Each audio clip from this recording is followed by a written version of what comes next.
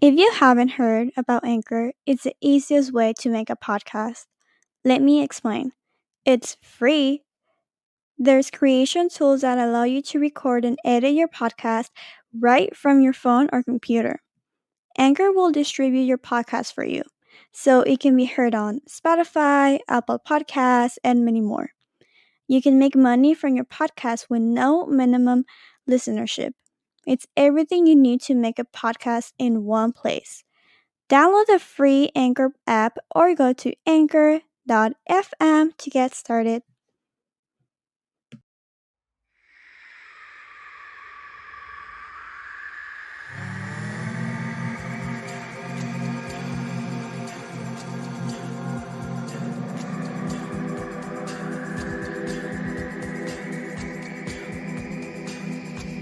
Hi, welcome to the Dance Resource Podcast. I am your host, Alexa Lopez, and today we have a special guest.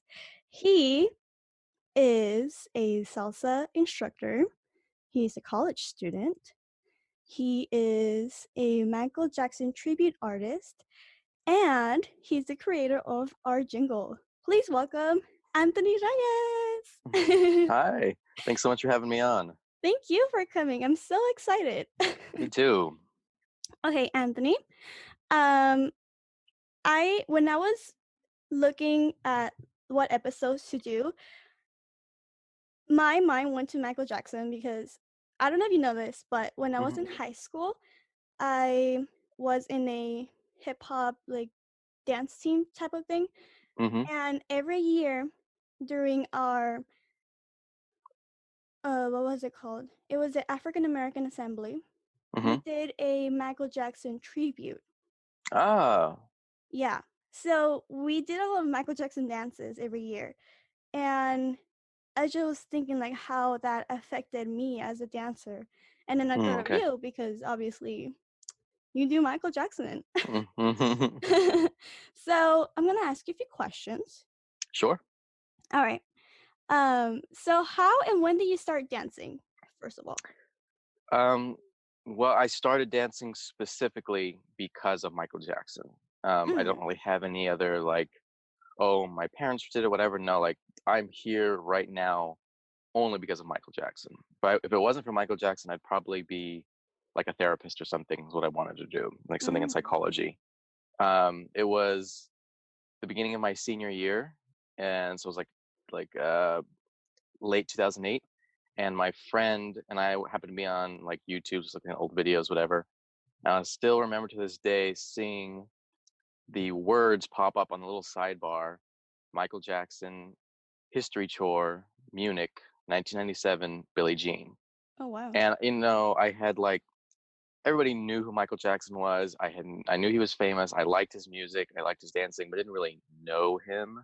Mm-hmm. So I clicked on it, and at the very end, when he's in concert, after he's done performing, he picks his hat back up, slaps it back on his head, and then it's just spotlight and smoke, and he just like freestyles to the instrumental. And to this day, I've never seen anybody quite move the way he did, and it inspired me. So I get chills just thinking about it because it was such a life-changing moment for me that I knew I wanted to move like that, and I wanted to inspire people the way he did. So I would just kind of mess around and turn it out that I was able to kind of do some of the moves. And so I just started dancing like him for fun. Oh wow. So you would say that you're like a self-taught, you just copied his moves, no one really like taught you how to like, Yeah, yeah. yeah. So just watching videos and concert footage and trying to master the ability to reverse what you see on TV. Because I know a lot of sometimes trouble impersonators and tribute artists have is they copy what they're seeing on the screen, so they're doing the moves reversed, and that's a no-no.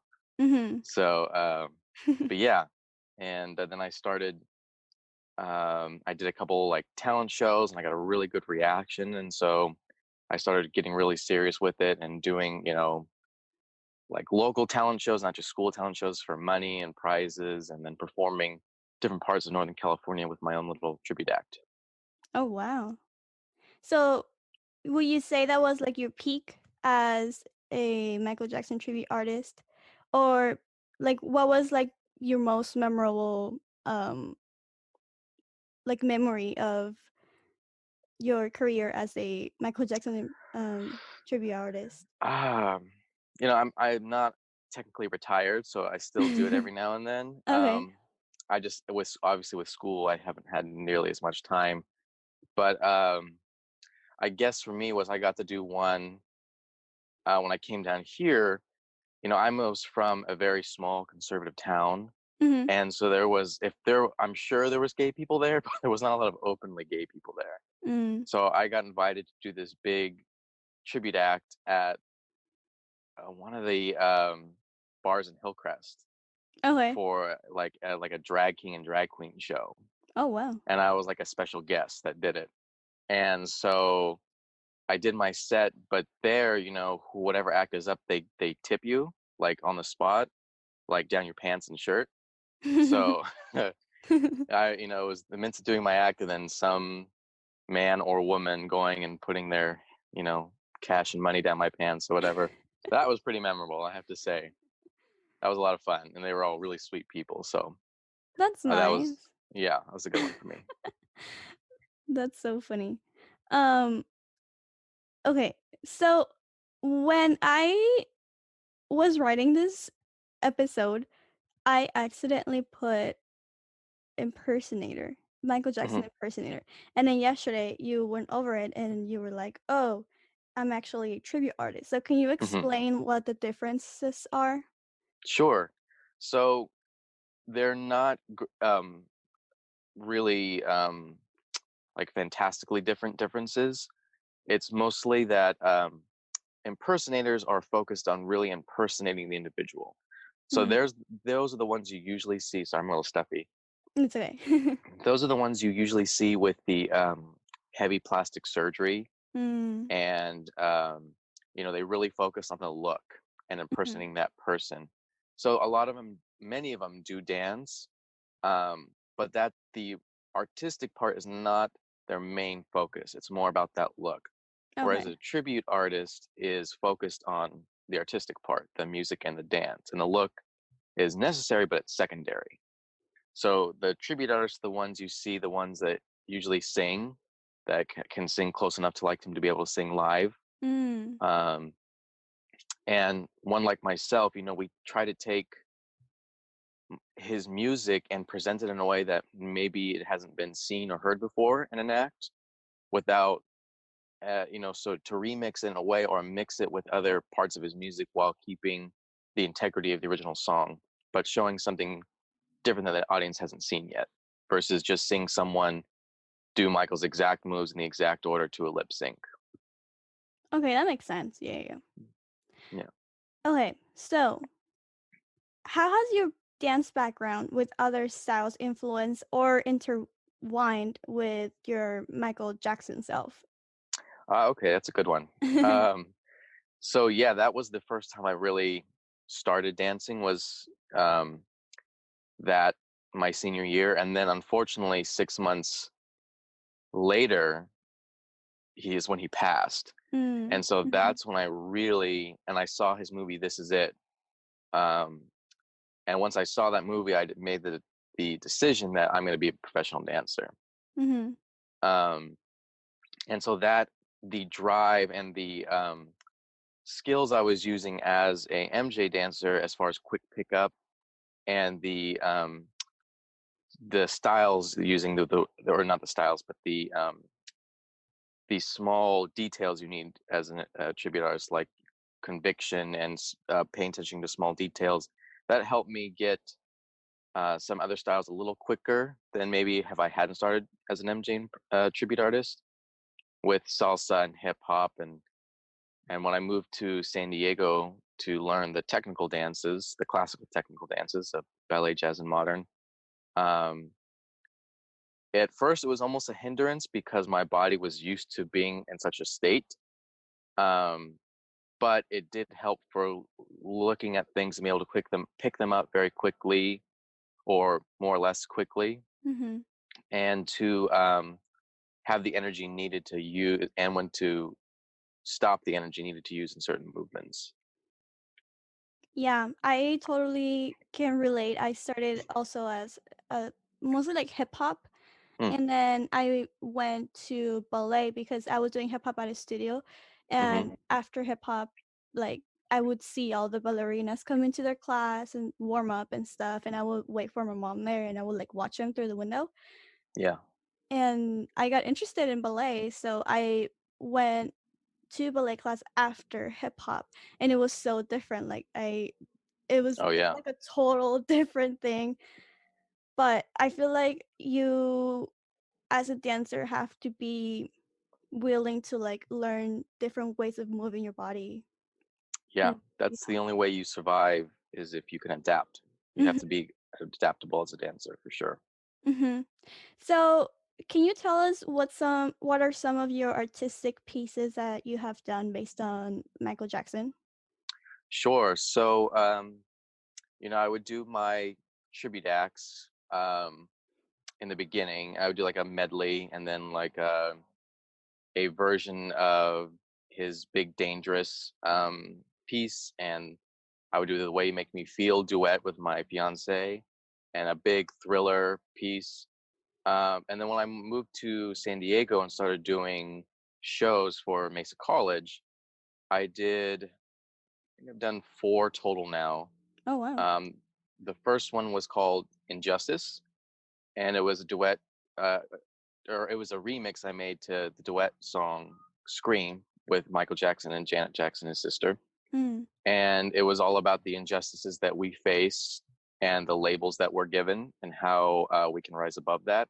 So I had every individual that was in my piece in the very beginning in the video hold up a sign, and on the sign was written a word that had caused them a great injustice, each word that represented a great injustice. And then that meshed into a big giant scream of all of them sort of screaming in a flash at once to be one individual. And they did this sort of modern and hip hop, I would say, influenced dance to the mhm, song. And at the end, the video came back up and they held up the signs and they were blank because to show that doesn't matter what society labels them, their slate is blank because they label themselves. mm. I remember Uh, seeing that one. oh yeah, I think I showed that in Mhm, class. That's right. Um, and then I did a song, or my next one was called "Our Home, Our Place," and it was a modern piece all about global warming, mhm, and that was done to his song "Earth Song," another remix I made. And then my last piece at Mesa College was just a really, in my opinion, a fun, funky hip hop dance called "Feeling Dangerous" because it was a big mashup of all his more danceable songs on his Dangerous album. And then most recently, last year, I did piece called "Do They Care?" And mhm, at the time, it was more a frustration against the current administration and what has been happening um, as far as response to things and as far as um, you know being for or against certain things. And that was a remix I made to his song "They Don't Care About Us," which I know we'll talk more about mhm. in a little bit. And it's so funny that I made it last summer, and now this summer it has a totally different meaning once again. Yeah. But yeah, he has a lot of really socio-political songs in his arsenal, which I know we'll talk about later. But I'd say those are the four biggest ones I've done for myself. Cool. So, how do you see Michael Jackson continue to influence you as an artist? As an artist in general, well, I definitely use his work ethic as a perfectionist. Mhm, I try to not really be satisfied with things until I know I can push it to its peak. That can be sometimes dangerous with an artist because you sometimes don't know when to stop, and sometimes it should have been stopped, maybe 10 minutes ago, or two pieces ago, whatever, as far as what your timeline is. But I definitely try to use that mindset of pushing it to the best I can be. Also, Michael's idea of what a performance should be was that it's magic and escapism. It's not really for you so much as for the audience. You're trying to take them in a place that they haven't seen before, haven't heard before, and a place where they can just escape whatever troubles they are facing throughout the day, even just for a moment. So I try to make my pieces unorthodox Mhm. and maybe not mainstream as far as what people would do as far as movement or as far as music, but try to make it very entertaining. So you could call it abstract, but not abstract to the borderlines of extremely post-modern abstract, but more with the entertainment value, more with a concert value. Mhm. I totally understand. Yeah. So, okay, let's go to a little bit of history. Okay. Um, how can you describe Michael Jackson's movement style? It could probably be broken down into two major factors. The first one is when he was a young prodigy touring with, the famous group with his brothers, the Jackson Five. He stopped in Africa a lot, and he Mm, was able to see a lot of his ancestral movement and movement, that for the first time he was able to see as part of his culture. And excuse me, mhm, what before he had a very Motown influenced style, which is that very boppy shoulder, leg swing back and forth.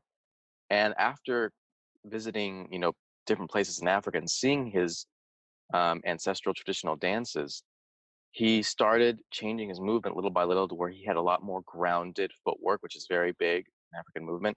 And he started adding a little more thrust, which he became very famous for, and gyrations in his pelvis and his hips, which is very, very popular in certain African movements. And the other side would be he became the embodiment of four of the um, biggest dance influences at the time, both black and white, and that would be James Brown and Fred Astaire and Jackie Wilson and Gene Kelly. And arguably, Michael Jackson is probably the most, I would say, the most studious and um, definitely the most close disciple to James Brown. I mean, he's influenced him or he has said he is his biggest influence by far out of all of them. And as far as his movement style and his energy on stage, he definitely has really chosen to be his most prolific descendant, and as far as that style. But I would say that with Michael Jackson, he didn't just focus on dancers as dancers. He was looking at all types of movement for dance. I mean, he mhm, was looking at um, what is his name? Charlie Chaplin. He was looking at mm, him and mhm. how he moved. He was looking at Marcel Marceau, who was a famous mime, and looked at his mime movements and how to put that into his robotic dances. That's interesting. So yeah, it is interesting. So he wasn't just taking the mainstream. That's part of what a genius does is they look outside the box and see what Mhm. can they use to create something new. That was a lot. I didn't Yeah. know he had, like, all these different influences. Mhm. Yeah. Yeah, I only, like, knew about the Jackson 5 and, like, that's pretty much it. Okay. Yeah. Yeah. So how does it how does his artistry compare to other dances or, dancers or artists during this time? You know, he is certainly unique, even in, I would say, when he became the most popular, which is the '80s, and even compared to artists who are also megastars of that era, like Prince and Madonna and Sister Janet Jackson and Whitney Houston and all these individuals. Part of what stood out for him isn't just his genius, but it's his work ethic. Mhm. His work ethic was legendary, and he wasn't satisfied with even just being outside the norm. He wanted to be outside the norm and almost had this obsessive compulsive drive to be number one in anything. His idea was, if I'm not going to be the best in it, and if I'm not going to not just be the best in it, but if I'm not going to totally revolutionize it, why would I do it? If I'm Mhm. just going to do it like everybody else, what's the point? And I think that mindset allowed him to create just this arsenal of of artistic prowess and as far as music and dance and fashion that just set him apart. I agree. It was like a whole package.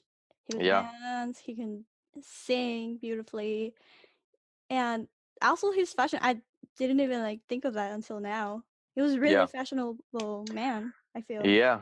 And Mhm. it's not quite. It's a little to do with dance, but maybe not quite as much. One of the things that a lot of people don't know is he couldn't read or write music, and yet he was able to compose all these famous songs. Some of them are quite complex. And one of the things that really stood out for him is he would say that, whether it was God or whatever, somehow he would just think of these songs in his head and then would dictate everything on a tape recorder. And Mm. first he would beatbox everything, and he is an insane beatboxer. A lot of people don't know that. Really unique. Beatbox everything and then sing everything layer for layer, string for string, bass for bass, and then, vocalize it finally. So he had a whole song just like he's like a one-man a cappella group on Oh, tape. wow. And then he would talk to his studio musicians and sing every single thing that he wanted them to play, including like guitar solos. And if you don't know how to play guitar, like I can't visualize or I can't conceptualize how to make a guitar solo right now just with my mouth, like because I don't play guitar. Yeah. And he didn't either, and yet he was able to get like note for note solos just out and about, and that was sort of like a legendary thing that he was able to do that very, very, very few people have ever been able to do. That's a little That's tidbit fun fact. really fun. Alright, what will you say if we go take a break, Sure, and then when we come back, we're gonna discuss the commercializing dance and involvement with social political issues. sounds great. Alright.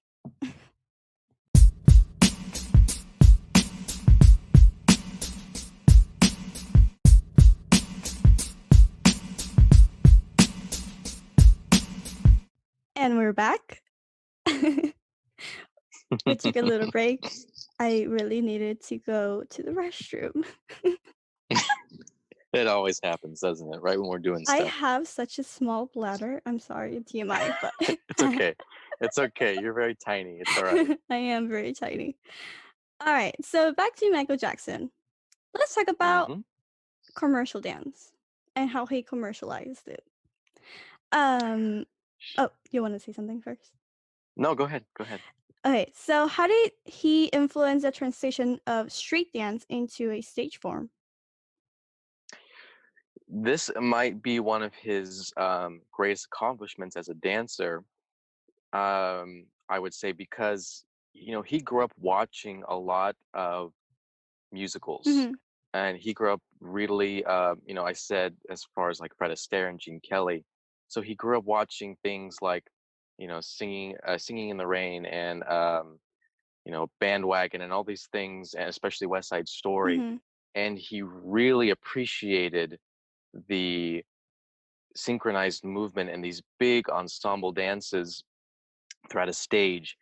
But he always thought that, like I had said previously, that he could add something to enhance it even further as far as revolutionizing something. mhm, So when it came time to making his music videos, or his short films as he referred to them, because half the time they were actual films, what he wanted to do was show movement that was more based in his style and the style that he was currently doing with his brothers and on his own, but in a way that was presented like these old famous musicals to create a whole new genre. And so that first music video of Beat It, where he has the gangs fighting together and they break off in dance form, love that. very West Side Story, right? Very West Side Yeah, Story influence. That that specific archetype that he started, and then going into Thriller, which is the most iconic music video of all time, this big break of jumping out of the song and going into this big dance form with all these dancers behind you in this tightly synchronized form is exactly what every single musician and pop star does today. I mhm, mean, to a T. And even on concert, it doesn't matter who you're looking at, whether it's Beyonce or Timberlake or Chris Brown or Bruno Mars, everybody follows that exact same pattern of movement, and not so much movement, but where you're being placed, how you're having your backup dancers mhm, when it's going in. I mean, he created that whole trend for that. mhm. let's talk about the background dancers, because I feel like when I watch like Michael Jackson documentaries, Mhm, my parents like tag along and they just watch it with me, and they always mhm, ask like, what does it take to be a Michael Jackson background dancer? Like if he was mhm. still alive today, what would a dancer need in order to get picked for one of those That's really things? okay. Yeah, that's an interesting question. I've actually got to meet one person from Mesa College who actually danced with Michael Oh, cool. Jackson, and I've got to talk to other people via like master classes and such.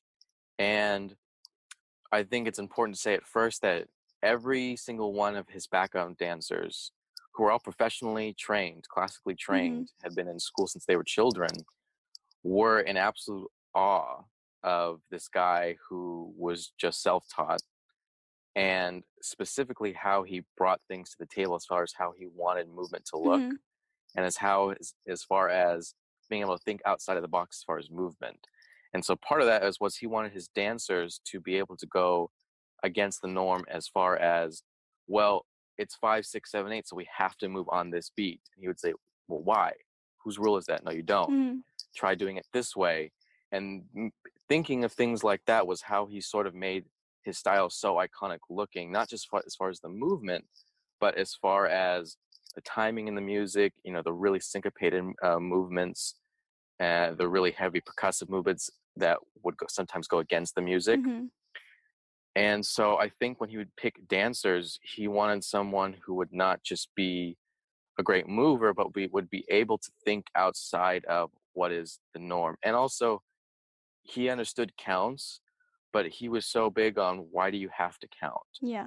Why does it, our ancestors, our cave ancestors weren't counting when they were dancing around the fire. So it was all about moving versus thinking. I mean, he would say, I think he said um, what is that famous quote? A dancer does not think when they dance, a dancer only feels. Mm-hmm. So he was looking for qualities that would be like the things I mentioned, where you're very open-minded, you can move and be adaptable, as we also talked about.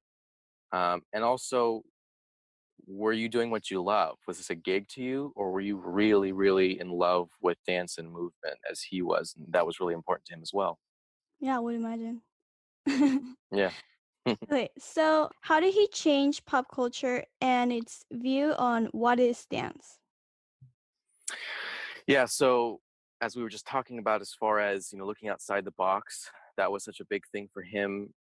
But I mean, Michael Jackson probably would have been just as famous had he only been a dancer. And I think what happens is when you are a genius, the way all these other geniuses have been, you can't quite see things in the norm. Mm-hmm. You can't quite see things the way they're supposed to be. And so that allows you to create, that allows you to revolutionize, that allows you to pioneer. And so, I mean, Michael Jackson is probably the most famous cultural icon of all time. I mean, he was certainly the most famous man alive when he was alive. Yeah. And he might be the most important pop culture figure as far as an artist, at least in the top three, because of what he changed and as far as what he brought to the table. A lot of times, I think when we study Michael Jackson, for whatever reason, um, the sensationalized tabloid version of Michael Jackson gets in the way. And so he becomes more of a caricature as far as what he really Mm-hmm. accomplished. And I mean, if you look at starting from the beginning as a child prodigy and becoming the most successful, you know, tour child group of all time for that, era. And then with Off the Wall, he had the most successful black album of all time. And then Thriller, the most famous successful album in history, and so on and so forth, to the point where, I mean, by the time it got to the 90s and he's in doing the Super Bowl for the first time, at this point, no other artist was a big deal for halftime. Like that wasn't what people were doing to tune into for the football games, Yeah. right? Um, I mean, but he brought in like close to 1 billion views just for people to watch him at that halftime, and he completely set the standard of what people do today as far as how you do it, the level that you do it. I mean, he did this great set of Jam and then Billie Jean, and then he had this big production of Black or White where everybody came out and he had these big signs of black and white hands holding together, and then as the audience picked up signs, the entire stadium was filled with giant childlike drawings of kids of all different races and creeds as they sung "We Are the World."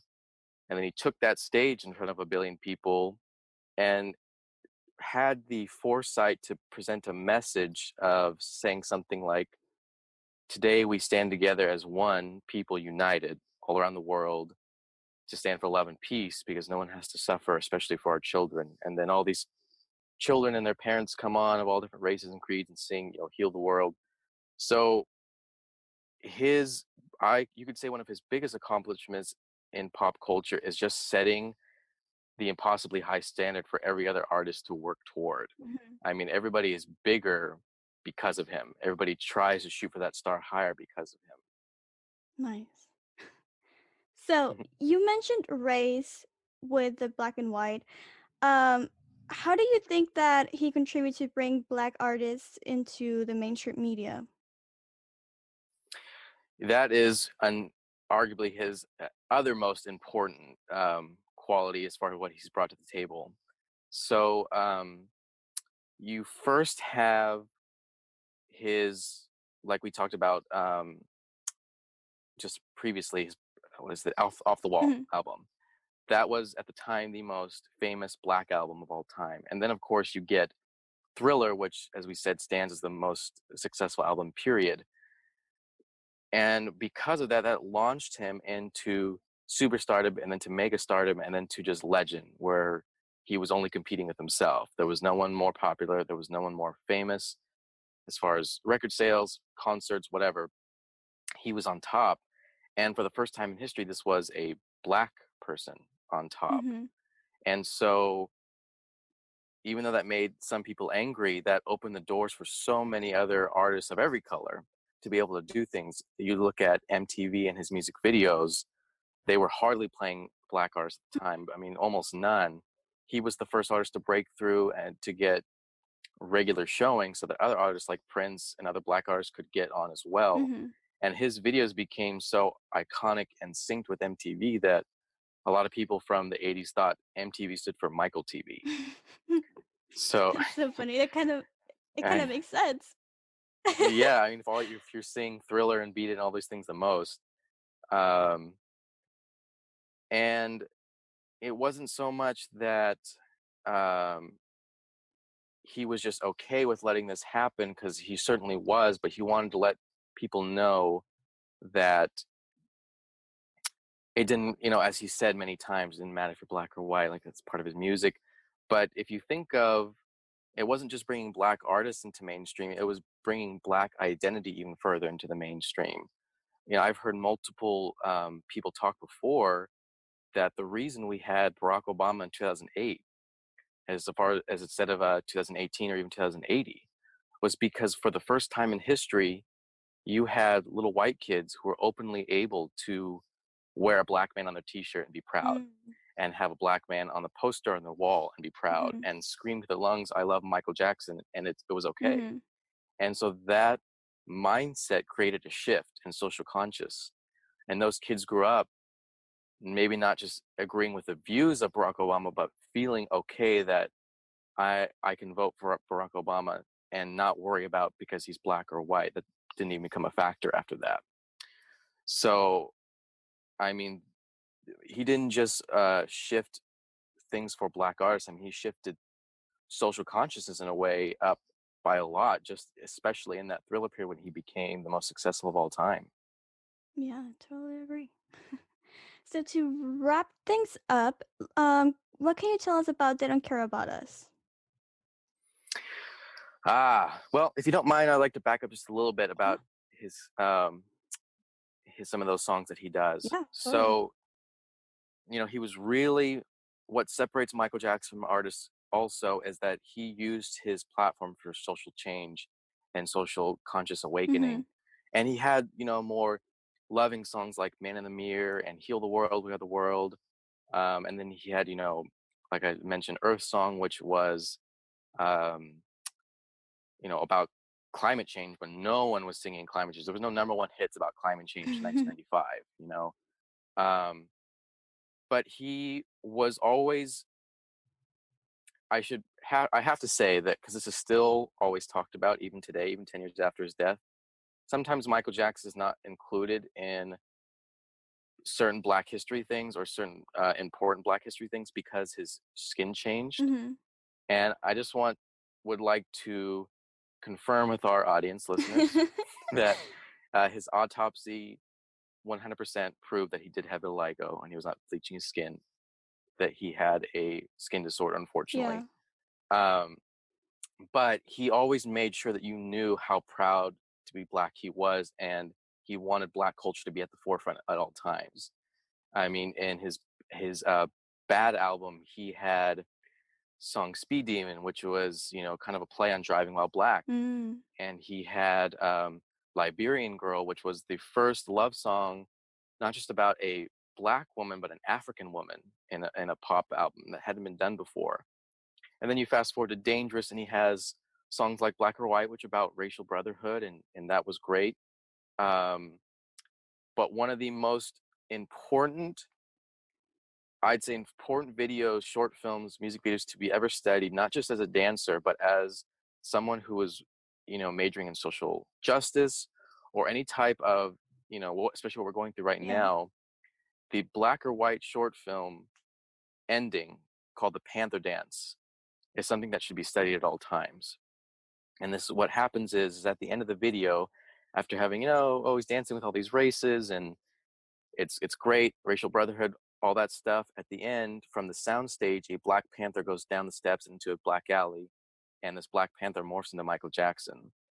And from there, he does this one of his best dancing in any of his videos that is filled with rage and anger, but also heartbreak and frustration.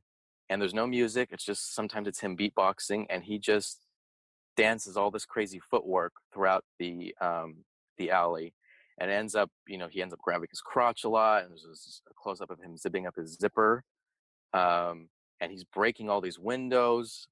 And at the time, because it was a different era and it was more white centered, this was deemed super controversial, and it was cut from a lot of networks. They refused to show Mm. it. But today, people recognize it as a way. It was this artist, this pop artist, showing trying to show the entire world how frustrated he was with prejudice and with sexual assault that comes with people of color that aren't always reported on, Mhm. hence the zipping up the zipper.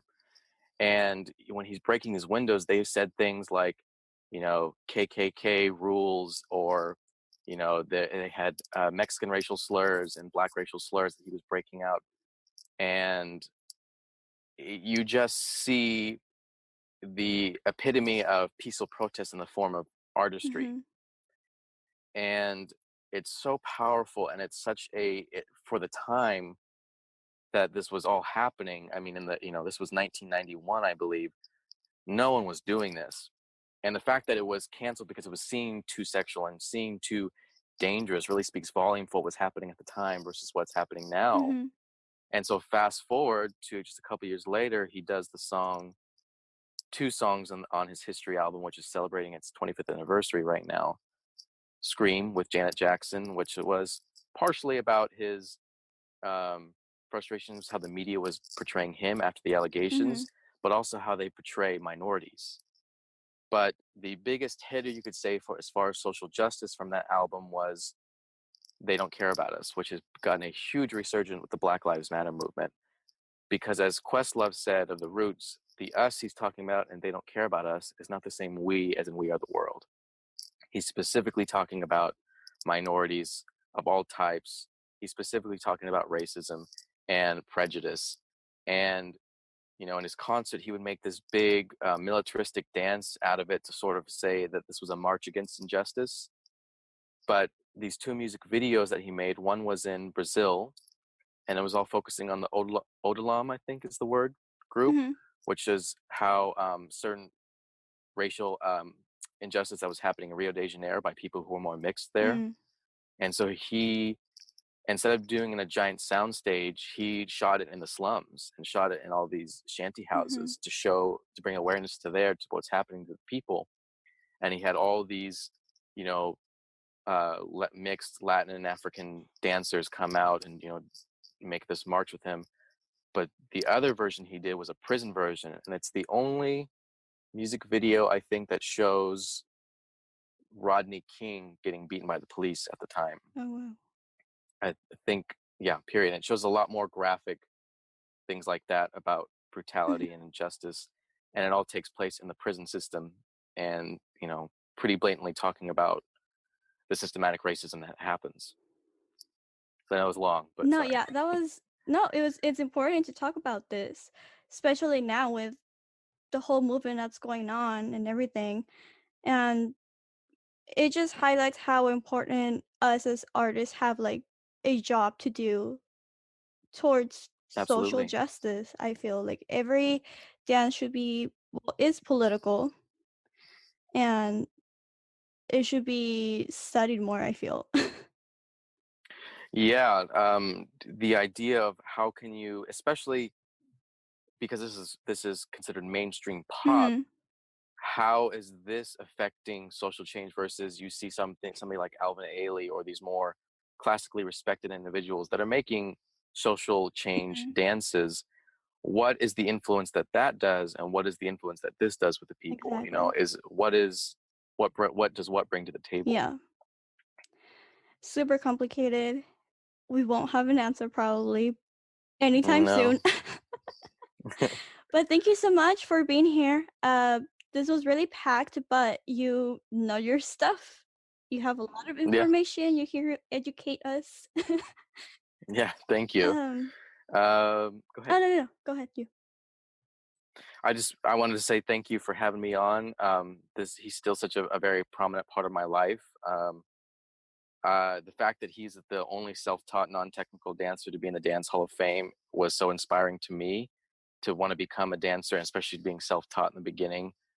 Um, and I just really, really hope people will hear this and maybe look away from the tabloid stuff about him and really study him as an artist Mhm. and see the accomplishments he's done for Black people, for people of the world, because everybody should be studying him. Doesn't matter what your craft. If you want to learn to be the best you can be, if you're a country star, if you're a ballet dancer, whatever, you need to study Michael Jackson. Exactly. All right, Anthony, where can people find you? So I have an Instagram, Big Wolf 2509. It's a long story on that one. And then I am going to be working still at San Diego State University and hopefully producing some pieces for the shows there this coming fall. All right. That's amazing. Thank you so much for coming. Um, go ahead and go follow him. Go give him a like and please tell him that you came from the podcast. Woot woot! All righty. Thank you so much. Thanks, Alexa. Okay, if you want to follow me or message me, please follow me at the Dance Research Podcast everywhere on social media. You can find me on Instagram, Twitter, Facebook, even YouTube. If you want to leave me an email, please email me at the Dance Research Podcast at gmail.com email address. And if you want to leave me a voice memo, you can find me at anchor.fm/the Dance Research Podcast, and you will find a button where you can record your message and you can be featured here in my podcast. Thank you everyone so much.